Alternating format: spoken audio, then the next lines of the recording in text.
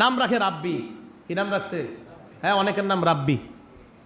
আপনারা friend circle, আমি প্রায় ছেলেদেরকে দেখি রাব্বি রাব্বি বলে ডাক দেয়। রব্বি মানে আমার রব, নাউজুবিল্লাহ বলেন। আপনার বন্ধু, আপনার ছেলে কি আপনার রব? হ্যাঁ, রাব্বি রাখছেন কেন নাম? আপনার সন্তান কি আপনার রব নাকি? তা রাব্বি মানে তো আমার রব। নাম একটা রেখে দিলেন, আপনি জানেনও না। অসংখ্য ছেলেদের নাম রাব্বি। গোলাম রাব্বি, ঠিক আছে, গোলাম রাব্বি মানে রবের গোলাম। তা আপনি শুধু রাব্বি রাখেন।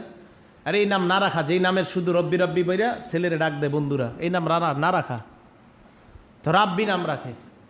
রাব্বি নাম কেন রাখেন? রাব্বি মানে আমার রব, আমার গোলাম, আমার রব। তো রব তো আল্লাহ, আপনার ছেলেও আপনার রব। সুন্দর একটা নাম সন্তান আপনার কাছে পাওনা। বাইহাকী শরীফের 11 নম্বর খণ্ড, শোয়াবুল ঈমান, পৃষ্ঠা নাম্বার 133 নম্বর পৃষ্ঠা। নবীজি সাল্লাল্লাহু আলাইহি সাল্লামকে আব্দুল্লাহ ইবনে আব্বাস জিজ্ঞাসা করছে, হুজুর, কদ আলিমনা হাক্কুল ওয়ালিদ, বাবা মার অধিকার আমরা জানি, ওমা হাক্কুল ওয়ালাদ, সন্তানের অধিকার কি একটু বলেন?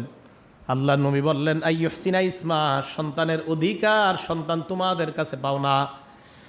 এই সন্তান দুনিয়াতে আসার পর তার সুন্দর একটা নাম রাখা, এটা তোমাদের কাছে সন্তান এটা পাও না। নবীজি বলে দিলেন, সন্তান এই অধিকার তোমার কাছে পাও না, তার সুন্দর একটা নাম রাখা, নামেরও একটা আসর আছে।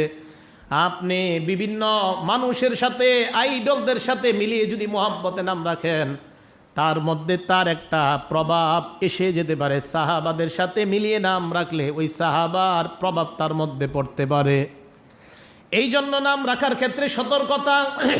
সবাই শুধু এই জামানায় নাম খোঁজে, আনকমন নাম, যেই নাম দুনিয়ার মধ্যে নাই। আমি বলি যেই নাম দুনিয়াতে কারো নাই, এরকম নাম রাখাই দরকার নাই। আনকমন খোঁজে, আনকমন খোঁজে।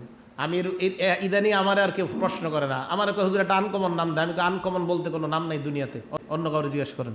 ফাইজলামি কথাবার্তা। আপনারা এইগুলো কি প্রশ্ন করেন? আনকমন নাম মানি? খাদিজা নাম রাখতে কি সমস্যা? আয়েশা নাম রাখতে কি সমস্যা? না, এইগুলা কমন, আর অন্য কিছু রাখেন তো রাইখা দেন একটা খবিশ মার্কা নাম। আনকমন নাম খুঁজে।